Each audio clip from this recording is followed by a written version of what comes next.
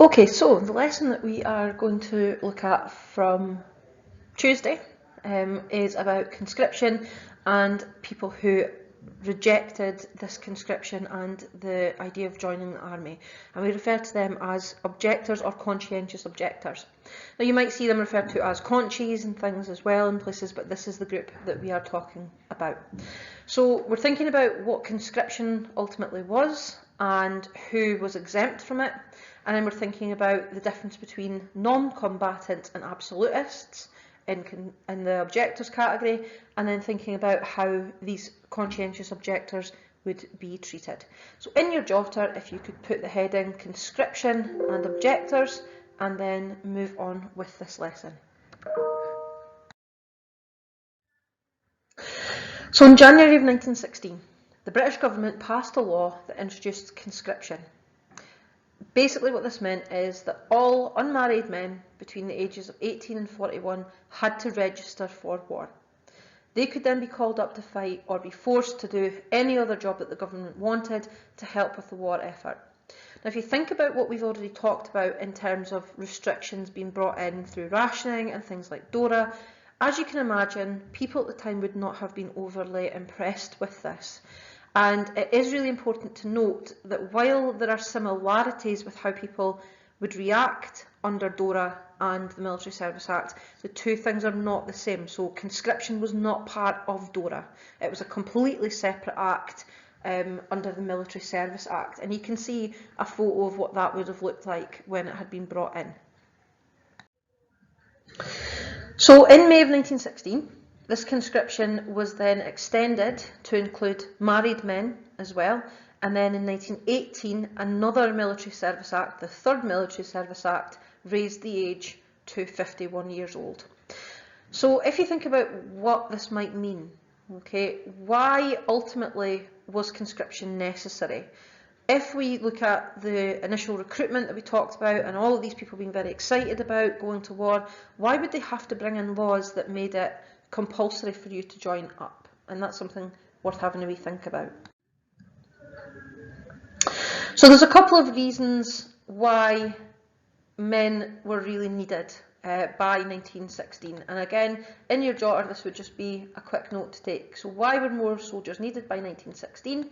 And there are four key reasons for this. Okay, number one, the war was now spreading to other parts of the world and they needed more men to fight in it.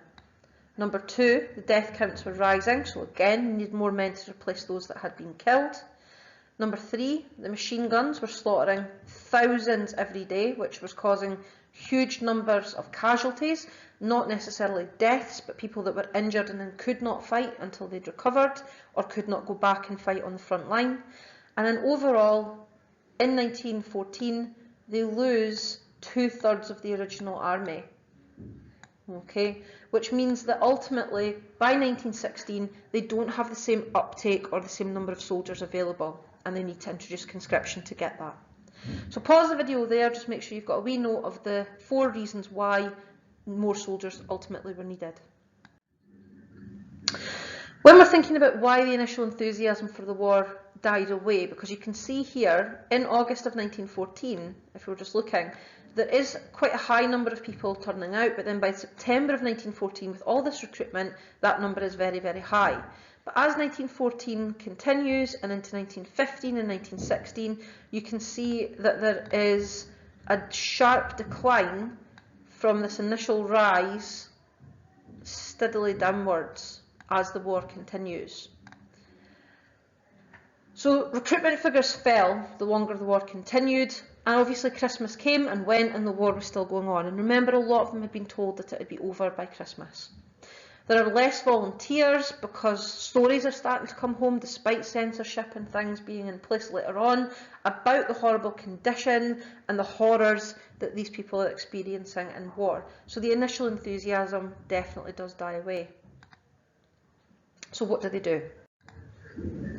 So the first thing that they do in July of 1915, the British government introduced the National Registrations Act.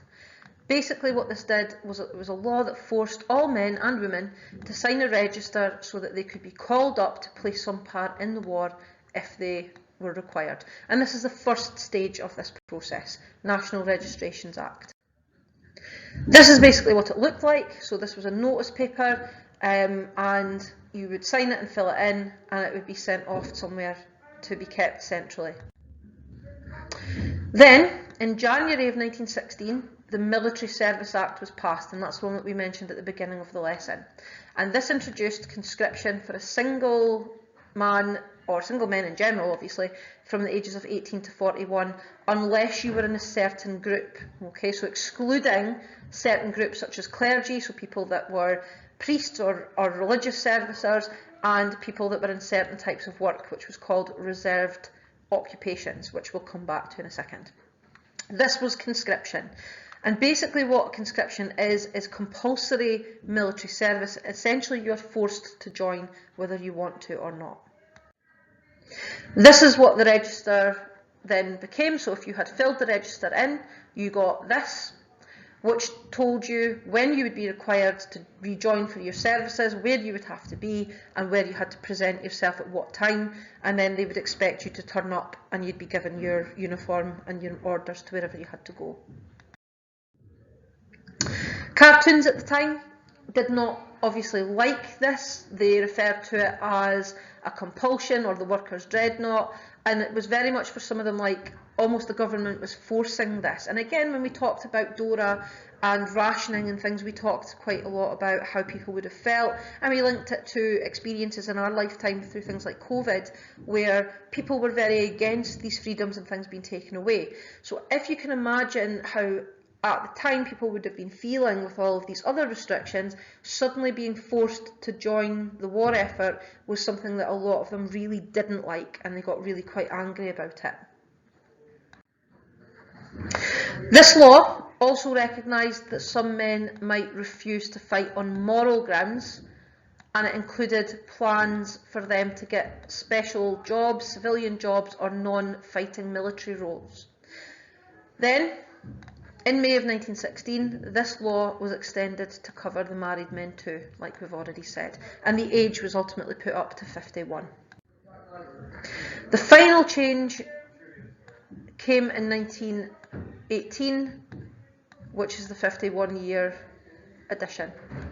Now, there absolutely was some public opposition to this, okay, and there were some noticeable and notable protests against this across Scotland. However, it is important to note that not every man went to the front lines to fight. These people, 4 types of people, were exempt. Okay, so in your jotter, make sure you've put that heading, who were the exemptions. Only 4 types of people were exempt. So those who were medically unfit by a doctor's order, those in the reserved occupation, so they've got a job vital for the war effort, so they don't have to go. Conscientious objectors, if you objected to the war for strong moral or religious reasons, and those who would be financially affected by serving in the army in a bad way. And again, it had to be via tribunal who would decide if you met one of these criteria. So make sure you've got a note of this list. You might want to pause the video and just make a note of it there. Reserve occupations were things that were important for the war effort. So coal miners, steel workers, railway workers, these things were very important. Some police officers, but not many of them, were important for the war effort, and they were kept as reserved occupations. But when it comes to reserved occupations, it was essentially whoever the government thought they could not replace with women workers or with young boy workers, and they needed those for the war effort, they became reserved occupations. So as the reserved occupations became more and more common and more men were claiming to be reserved occupations to try and prevent themselves being sent to the front lines, the government issued a general statement that looked something like this. So it says here, basically, on behalf of the Exemptions Department of the Ministry, pending the completion of the new list, men of several named trades, provided that they were not in the classes of work specified before August 15th, 1915, are not to be called up. So basically, if you're in this group, you don't have to go to war because you are a reserved occupation. And these are things like coffin makers, grave diggers, fishing net makers, paper makers, miners, ship builders, electrical engineers, printers, and those that were producing cement, oil, chemicals, tobacco, matches. It also included other people that we haven't mentioned here as well, like the clergymen, and in some occasions others that could go forward to the tribunal who would agree that they were actually a reserved occupation. Essentially, if the government decided you were a reserved occupation when you applied and they agreed, then you were. If they didn't agree, then you weren't. And that became a bit difficult for a lot of people to admit that they were or were not these things, and got quite angry about whether or not they got exemption or if they were sent to war or they got a partial exemption for a period. If you were a reserved occupation, you would receive a certificate that looked very much like this, and this would have to be carried on you most of the time so that you can show it to people if you were stopped by police or others, to show that you were in the reserved occupation and you were doing your bit for your country with the war. Okay, so this takes us to the second half of this lesson and the conscientious objectors. Okay, make sure that you've done the notes that we've looked at so far. Stop the video and go back if you haven't, and put the heading, new heading, conscientious objectors. Okay, so as we've already known, the Military Service Act allowed men the right to refuse to join up because it went against their beliefs. So we're just noting the bullet points that we're highlighting here. This group became known as the conscientious objectors and sometimes referred to as the conchies. Basically, anybody who has claimed the right to refuse on the grounds of freedom of thought, conscience or religion. There roughly are about 16,000 of these conscientious objectors or conchies that are there. And there are two types. Okay?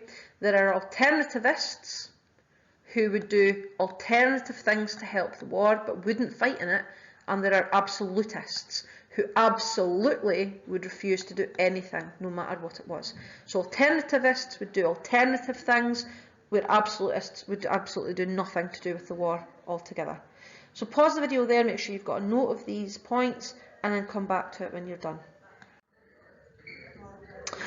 Okay, so reasons why people objected to war and became conscientious objectors in the first place, either as absolutists or as alternativists. Okay, and we're just going to make a bullet point list with these bits of information.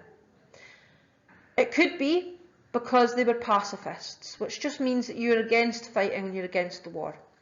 It could be because of religious beliefs. So for example, one particular group, the Quakers, would not fight. Jehovah's Witnesses were very similar, so for their religion they could not be involved in war. It might be that they had strong political views and they believed that the war helped the rich and hurt the poor soldiers, so they didn't want to be involved. It could be that they were against the war for moral reasons. Okay, so for example, they might have argued that killing another human being was just wrong, no matter what the reason for it, so they would not do it. Okay, some soldiers actually did become conscientious objectors after they'd maybe been injured and been fighting for a period of time, and then they refused to go back. Okay, they thought it was wrong to fight because, for example, Scotland and the UK were not being directly threatened by Germany. There was no direct threat for the UK, so why are they involved in this? They believed that peace should be achieved by negotiation and not fighting, or they just couldn't accept that the government was getting more and more power. And a good example for this would be John Maclean, who we've looked at previously, who was very much against any more power going to the government. So for this, you might want to take a second just to pause the video and make sure that you take a note of all of the reasons why people would object to war, because this is a common question that you could be asked.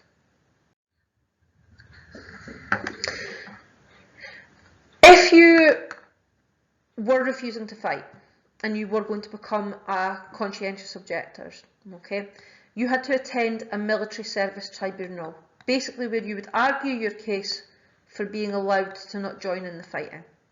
And you could then be put into a category as a conscientious objector, either as an absolutist, in which point something would be done, like you'd be sent to prison, for example, for your time, or as an alternativist, you wouldn't go and fight, but then you would go to the front line and act as an ambulance driver or as a mechanic or something else, as long as you yourself were not actually directly involved in the fighting and the killing. Whilst you were waiting, however, on this decision, you would be held in prison, or many of them were. And quite often their time in prison was really horrific. They were subject to physical and emotional abuse from the prison guards or even other prisoners.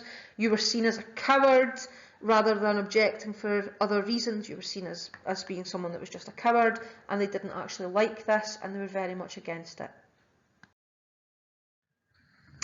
But the tribunal does give them this chance to plead their case, and it tended to be members of the army or other local town officials like clergymen and things like that. And you would stand, like you can see happening in the picture here, and give your argument why you shouldn't have to go to war and if you could be used for other useful war work. They would then make a decision. If the tribunal agreed, then you were allowed to do a civilian job or a non-fighting military role.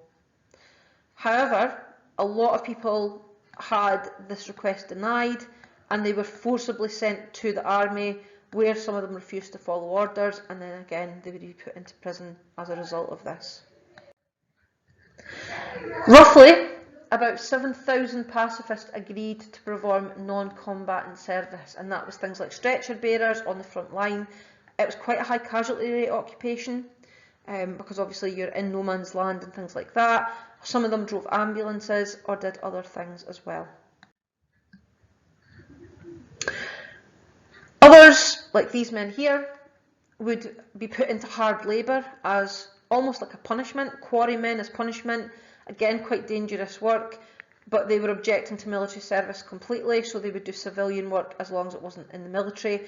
And again, their treatment was not particularly nice. They would be very much against them in prisons and things like that. If they were sent to prison, they would get very poor food, quite often just bread and water, and not particularly an awful lot of it. They'd be given the really awful hard labour tasks like rock breaking or quarry work like this, and they would be subject to physical abuse from the prison guards, who would beat them or who would set them up to be beaten and punished for something like that. Again, not particularly good treatment. So, in terms of treatment of them, which we're just going to do a quick note on then, they were often treated very harshly by authorities, and quite often their friends and family as well would not be particularly fond of them for this. When they were on the front lines, they were treated as soldiers, and any refusal to follow out this order was seen as an act of cowardice and would result in a field punishment. Okay, so on the front lines, they were treated as soldiers, and any refusal was seen as cowardice and would result in field punishment. Okay, so this could be tied to a gunwale whilst under enemy fire. It could be a lot of other things that was not particularly a nice condition to live in. Posters and things like this at the time. We've got the cannons booming and this idea that the real men are fighting, whereas the conscientious objectors are somehow less of a man. They're not actually acceptable, they're cowards, and you can see here they seem to be just cleaning the trenches up, and again made to look like they're not actually part of this army unit. They're being laughed at by the people on the other side. A lot of shameful cases of the treatment. So one particular quote here, it says, one inmate was told he would be executed, and was actually taken through the motions of an actual execution to the point that the gun was being loaded and pointed at him, and then it was never fired and he was just taken back to his cell. They were forced fed at points if they refused to eat. They were tied into straitjackets, they were beaten, they were kept in really awful filthy cells. They were fed just bread and water. Sometimes they were tortured just for the fun. A lot of them talk about being burnt with cigarettes and things. Just really horrible treatment of these people because they were seen as cowards, and it was seen that they deserved this punishment. Okay, so quick well, say quick task. So a task for you to do to help you consolidate this information that we've just gone through. There are 2 video clips which I will post in the team, and you have 7 questions that you are looking to answer as you're watching. Now, on average, the video clips together should take about 17 minutes to watch, so you have to watch them and answer the questions as you're going. You might want to pause this video here, go away and watch them and answer the questions, and then come back to the video just to finish the last couple of slides off, or you might want to just continue this video till its end and then go and do this task.